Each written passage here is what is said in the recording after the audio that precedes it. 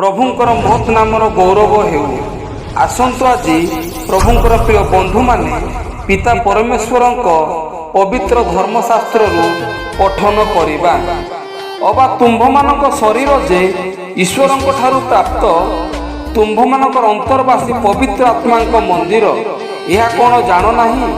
आ तुम्भे माने निजे निजर नुह।